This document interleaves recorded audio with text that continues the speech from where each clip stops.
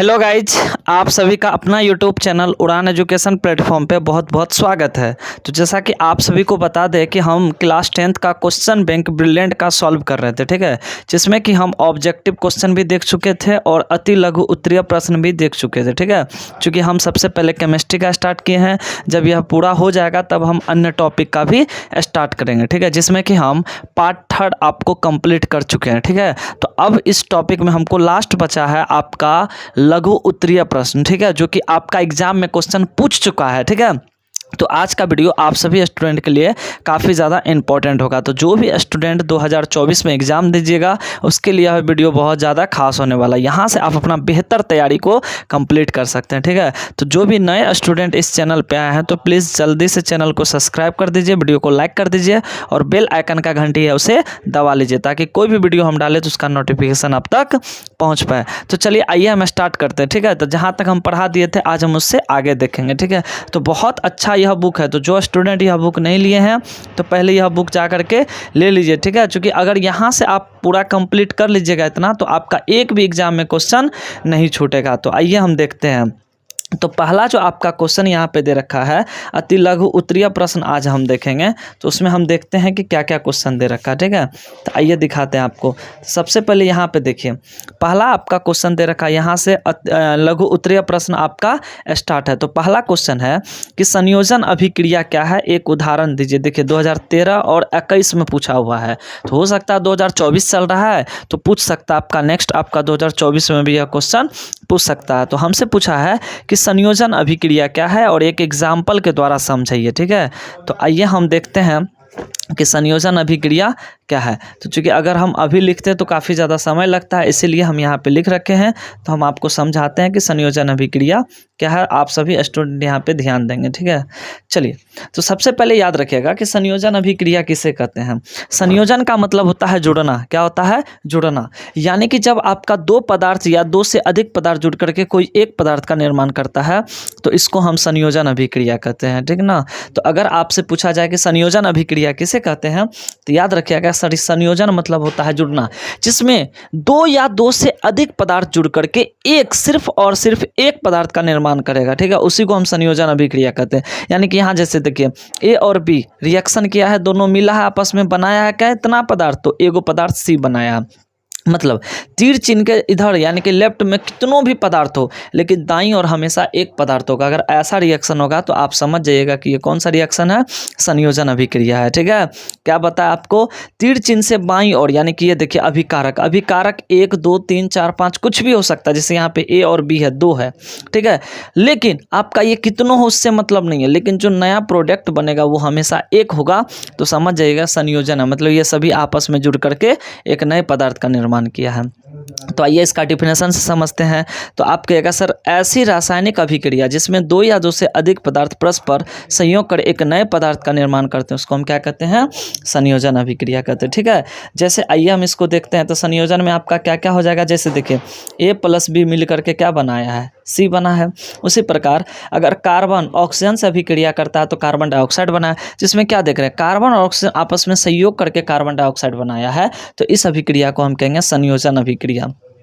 क्या कहेंगे इसको, संयोजन अभिक्रिया कहेंगे, ठीक है। संयोजन को पहचानने का सबसे बेस्ट तरीका है तीर चिन्ह के इधर यानी कि लेफ्ट में देखिएगा कितनों पदार्थ है उससे मतलब नहीं है, दायां तरफ मात्र एक ही पदार्थ होना चाहिए। अगर हम यहाँ पे कोई और एक्स्ट्रा पदार्थ जोड़ देंगे तब वह संयोजन नहीं होगा। जैसे इस रिएक्शन को देखिए, यहाँ पे कैल्शियम ऑक्साइड, कैल्शियम ऑक्साइड का सूत्र क्या हो जाएगा, CaO, मतलब होता है कैल्शियम ऑक्साइड। कैल्शियम ऑक्साइड जल से अभिक्रिया किया है और बनाया है कैल्शियम हाइड्रोक्साइड। तो इसको याद भी रखिएगा कि जब कैल्शियम ऑक्साइड, ठीक है, जल से क्रिया करता है तो कैल्शियम हाइड्रोक्साइड बनाता है। इसमें इस दो पदार्थ के जुड़ने से एक नया पदार्थ बना है, ठीक है। इसलिए यह जो अभिक्रिया हो जाएगा संयोजन अभिक्रिया होगा। तो इस प्रकार से आप वीडियो को रोक करके इसको नोट कर लीजिए ताकि आपका एग्जाम में पूछे तो पूरा क्वेश्चन कंप्लीट करके आप आइए, ठीक है। चलिए अब हम दूसरा क्वेश्चन देखेंगे कि दूसरा क्वेश्चन आपका क्या दे रखा है। तो सभी के पास अगर बुक है तो बुक को पलटिए, वैसे हम यहाँ पे आपको दिखा देते हैं कि दूसरा क्वेश्चन क्या है, ठीक है। चलिए दूसरा क्वेश्चन देख लीजिए क्या दे रखा है। तो दूसरा क्वेश्चन यहाँ से देखिए, हमको पूछ रखा कि विस्थापन और द्विविस्थापन अभिक्रिया, ठीक है, दिखाई दे रहा ना आप सभी स्टूडेंट को, ठीक है। तो आप अगर नहीं दिखाई दे रहा तो बुक है आपके पास, बुक रखिए आगे में, देखिए क्या कर रहा, विस्थापन और द्विविस्थापन अभिक्रिया में अंतर क्या अंतर है, इन अभिक्रियाओं के समीकरण को लिखिए। देखिए 2020 में पूछा हुआ क्वेश्चन है। तो अगर आपका विस्थापन और द्विविस्थापन अभिक्रिया में अंतर पूछ रहा है तो सिंपल आपको क्या करना है, दोनों का एग्जाम्पल यानी कि दोनों का जो है ना परिभाषा लिख के एग्जाम्पल दे दीजिए, वही आपका अंतर हो गया। तो आइए हम समझते हैं विस्थापन और द्विविस्थापन अभिक्रिया क्या होता है। तो देखिए यहाँ से, तो सबसे पहले आपको विस्थापन अभिक्रिया हम समझाते हैं कि विस्थापन अभिक्रिया क्या होता है। तो विस्थापन अभिक्रिया को पहचानने का सबसे बेस्ट तरीका हम आपको बताते हैं कि किस तरह से आप समझिएगा कि यह विस्थापन अभिक्रिया है। तो इसमें क्या होगा, जैसे ये कोई पदार्थ है, ठीक है, यहाँ से चलिए रिएक्शन से आप इसको देखिए, तो रिएक्शन से ज़्यादा आपको समझ में आएगा, ठीक है। जैसे ये देखिए कोई पदार्थ है, ठीक है, और इसमें देखिए बी और सी है, ठीक है, इसमें देखिए ये अकेला है और यह बी और सी है। तो विस्थापन मतलब क्या होता है, तो जब किसी यौगिक से कोई तत्व किसी तत्व को विस्थापित कर दे तो इसी अभिक्रिया को हम विस्थापन अभिक्रिया कहते हैं। क्या समझे, ध्यान से याद रखिएगा, जब किसी यौगिक में कोई तत्व, ठीक है, कोई तत्व यानी कि किसी तत्व को विस्थापित कर देता है तो उसे ही हम विस्थापन अभिक्रिया कहते हैं। यहाँ पे देख सकते हैं, लेकिन विस्थापित तभी होगा जब, याद रखिएगा, कोई भी अगर यहाँ से जैसे बी को हटा दिया, देखिए इसको हम ए प्लस बी सी को किए हैं तो ए सी प्लस बी बना है, तो ए क्या किया है, बी को हटा दिया है, बी को क्या किया है, हटा दिया है। तो लेकिन याद रखिएगा बी को यह तभी हटाएगा जब ए बी से अधिक क्रियाशील होगा। क्या होगा, अधिक क्रियाशील, यानी कि जब ए पावरफुल होगा बी से तभी आप इसको हटा सकते हैं, यानी कि ये हटाएगा। तो यहाँ से देखिए ए क्या किया है, बी को हटा करके ए सी बन गया और बी को कहा रे भाई तू जा, क्यों, क्योंकि यह अधिक क्रियाशील है। आपको हम पढ़ाए थे क्लास में, ठीक है, दरोगा और सिपाही वाला, ये सिपाही है, ये दरोगा है, दरोगा आएगा तो ये खाली कर देगा, तो ये खाली करके यहाँ पे इसको सल्यूट मारेगा, यहाँ पे दरोगा इस कुर्सी पे चेयर पे बैठ जाएगा। तो इस अभिक्रिया को विस्थापन अभिक्रिया कहते हैं। विस्थापन अभिक्रिया में हमेशा याद रखिएगा सेम एलिमेंट होगा, बस थोड़ा सा एलिमेंट यहाँ पे हेरा फेरी होगा, ये जो है बी को हटा के बी का स्थान ले लेगा, तो इस अभिक्रिया को क्या कहते हैं, विस्थापन। तो इसको एक्सप्लेन कैसे करेंगे डिफिनेशन में, तो कहेंगे वैसी रासायनिक अभिक्रिया जिसमें किसी यौगिक में उपस्थित किसी तत्व का प्रतिस्थापन दूसरे तत्व के द्वारा होता है। देखिए किसी तत्व का प्रतिस्थापन यानी कि किसी तत्व का यानी कि यौगिक में किसी तत्व का जो प्रतिस्थापन होता है किसी दूसरे तत्व के प्रतिस्थापन के द्वारा होता है, तो इस अभिक्रिया को ही हम कहते हैं प्रतिस्थापन अभिक्रिया। जैसे आइए हम एग्जाम्पल के माध्यम से समझते हैं। जैसे यहाँ देखिए कॉपर सल्फेट है और ये जिंक है, तो यहाँ जो कॉपर है ये जिंक जो है ना, जिंक कॉपर से अधिक क्रियाशील होता है। ये जो जिंक है कॉपर से अधिक क्रियाशील होगा, तो ये क्या करेगा, कॉपर को हटा देगा, कहेगा भाई हम तो उससे ज़्यादा क्रियाशील है, भागो यहाँ से तुम। इस सिपाही है, दरोगा है, दरोगा आएगा तो इस सिपाही सीट खाली कर देगा यहाँ से, तो जिंक इसके साथ जुड़ करके कॉपर बना लेता है। तो इस रिएक्शन को देखिएगा तो यहाँ से देखिए यानी कि कॉपर के स्थान पे जिंक आ गया, मतलब विस्थापित कर दिया है, तो इस अभिक्रिया को ही हम कहेंगे विस्थापन अभिक्रिया। क्या कहेंगे, विस्थापन। तो इस प्रकार से आप विस्थापन अभिक्रिया समझ गए होंगे कि विस्थापन अभिक्रिया किसे कहते हैं। लेकिन उसमें एक और क्वेश्चन था, द्विविस्थापन अभिक्रिया था। क्या था, द्विविस्थापन। तो आइए हम द्विविस्थापन अभिक्रिया क्या समझते हैं कि क्या होता है।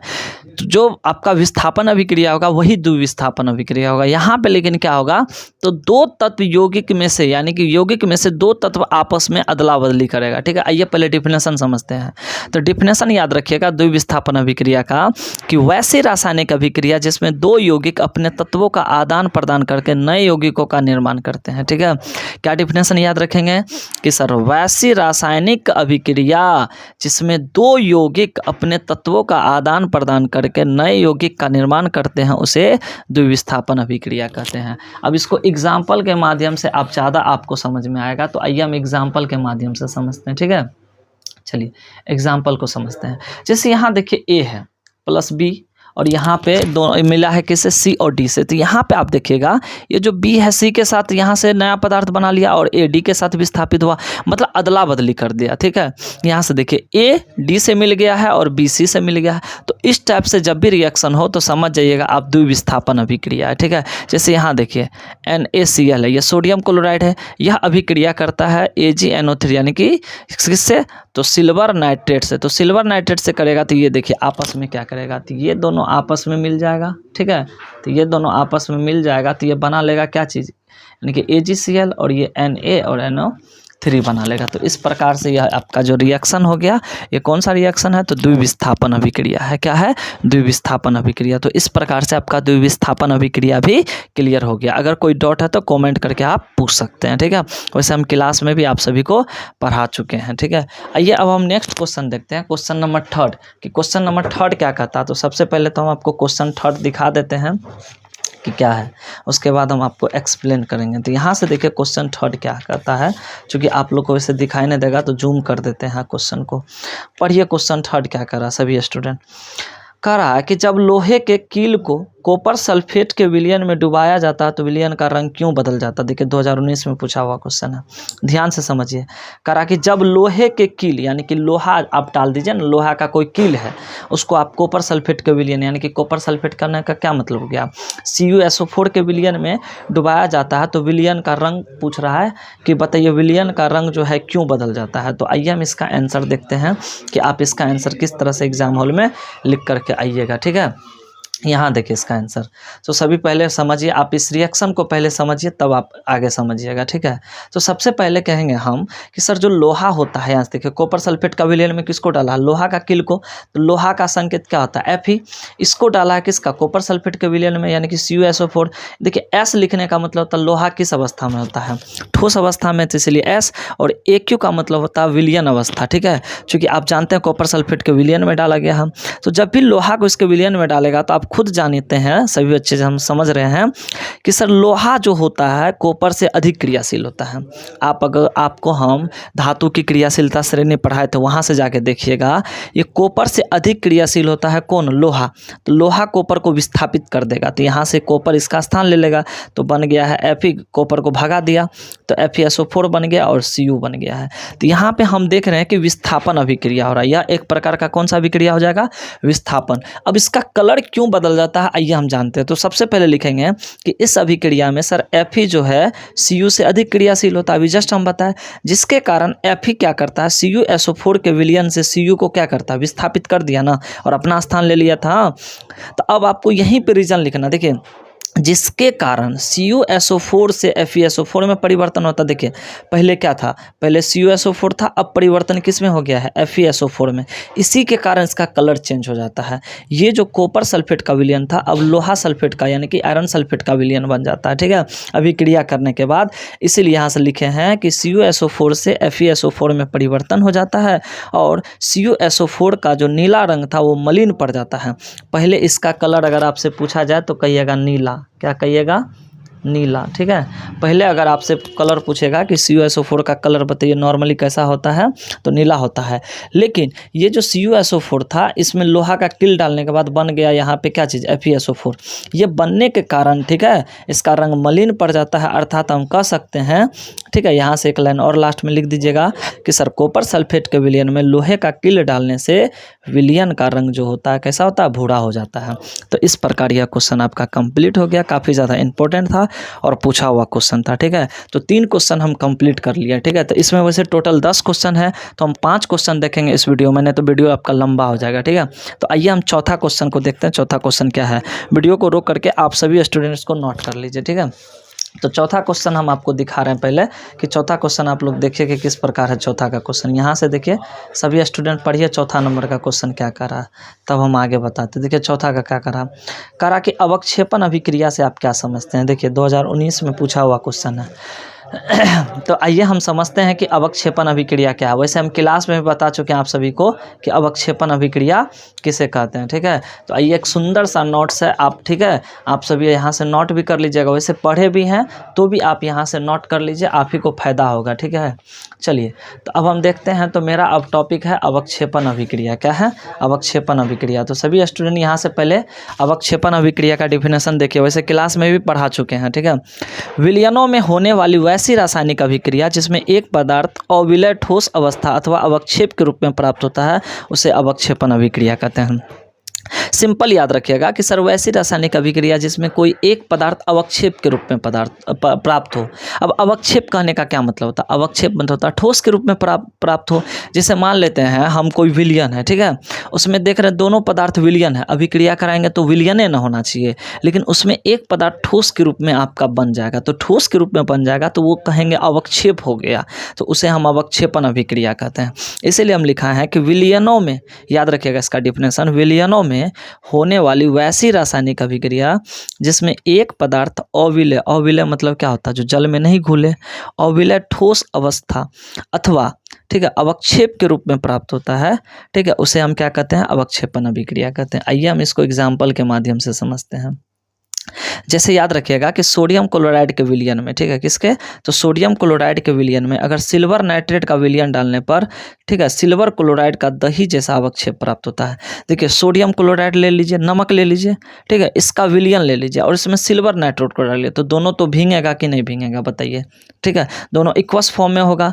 लेकिन इसका विलयन लेने पर सिल्वर क्लोराइड जो बनता है ये जो है लिक्विड फॉर्म में ना रह करके अवक्षेप यानी कि दही जैसा इसका ठोस पदार्थ अवक्षेप के रूप में प्राप्त होता है। इसलिए इस अभिक्रिया को हम अवक्षेपण अभिक्रिया कहते हैं। आइए इस रिएक्शन को देखते हैं। तो देखिए सोडियम क्लोराइड का सूत्र क्या हो जाएगा, NaCl। AQ मतलब हो गया जलीय अवस्था में है, उसको किस में डाला गया है, उसको यानी कि इसमें डाला गया है AgNO3 को, ये भी इक्वस अवस्था में।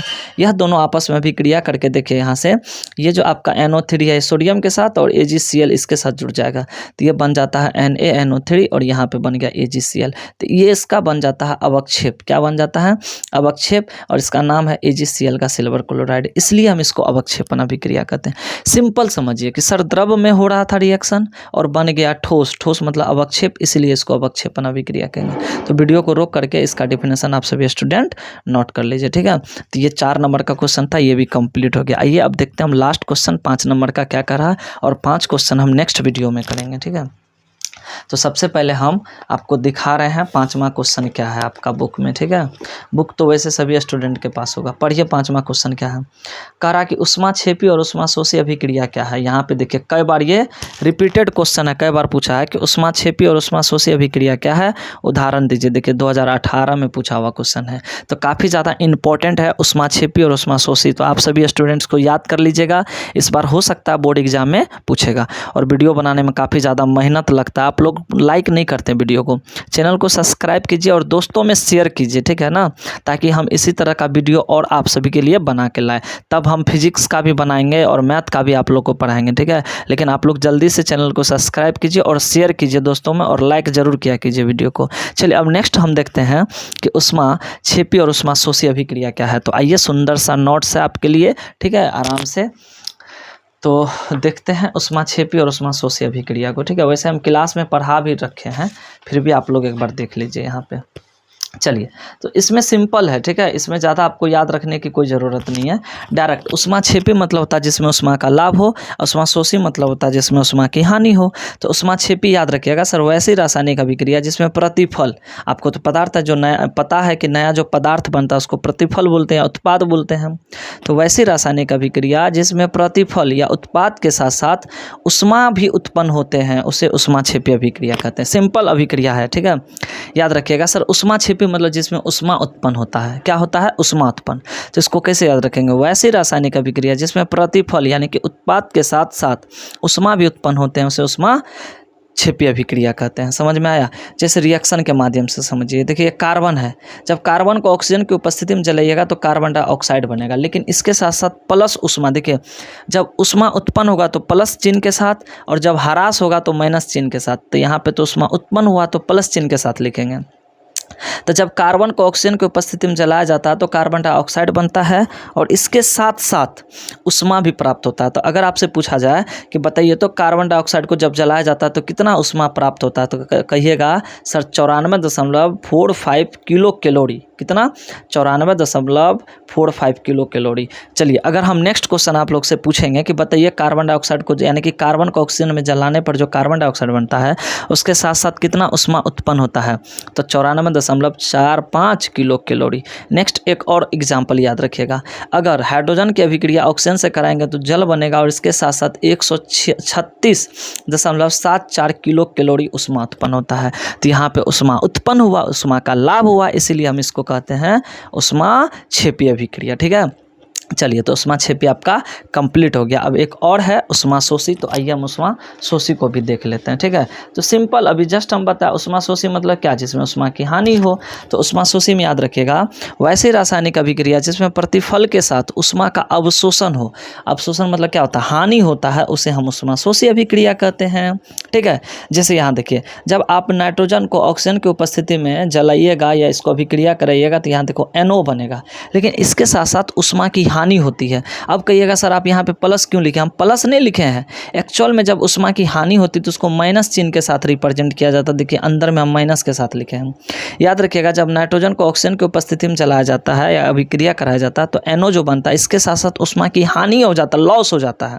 कितना? तो 43.2 किलो कैलोरी उष्मा का लॉस होता है। ठीक है, नेक्स्ट और याद रखिएगा कि जब हाइड्रोजन को, ठीक है, आयोडीन के साथ अभिक्रिया कराया जाता है तो हाइड्रोजन आयोडाइड बनता है। इसके साथ साथ उष्मा की हानि होती है। उष्मा की हानि होगा तो माइनस चिन्ह के साथ लिखेंगे। कितना? तो 11.82 किलो कैलोरी उष्मा की हानि होती है। तो इस प्रकार आप सभी क्या कीजिए, वीडियो को रोक करके इसे नोट कर लीजिए। तो यह काफ़ी ज़्यादा इंपॉर्टेंट क्वेश्चन था आप सभी के लिए। तो 5 क्वेश्चन और बच गया। ठीक है, तो 5 क्वेश्चन को हम नेक्स्ट वीडियो में कवर करेंगे। ठीक है, तो आज के लिए फिलहाल हम इतना ही रहने देते हैं। ठीक है, फिर नेक्स्ट वीडियो में जो अगला आपका 5 क्वेश्चन बच गया है उसको हम डाल देंगे। ठीक है, तो अगर वीडियो आप सभी को अच्छा लगता है तो प्लीज़ चैनल को सब्सक्राइब कर दीजिए, वीडियो को लाइक कर दीजिए और बेल आइकन का घंटी होगा उसे दबा दीजिए ताकि हम कोई भी वीडियो डालें तो उसका नोटिफिकेशन आप तक पहुंच पाए। और इस बार कसम खा लीजिए कि बोर्ड एग्जाम में हमको बेहतर नंबर लाना है। ठीक है, आप यहाँ से तैयारी कीजिए, आपका बेहतर नंबर आएगा। ठीक है, तो आज के लिए बस इतना ही। तब तक के लिए राधे राधे।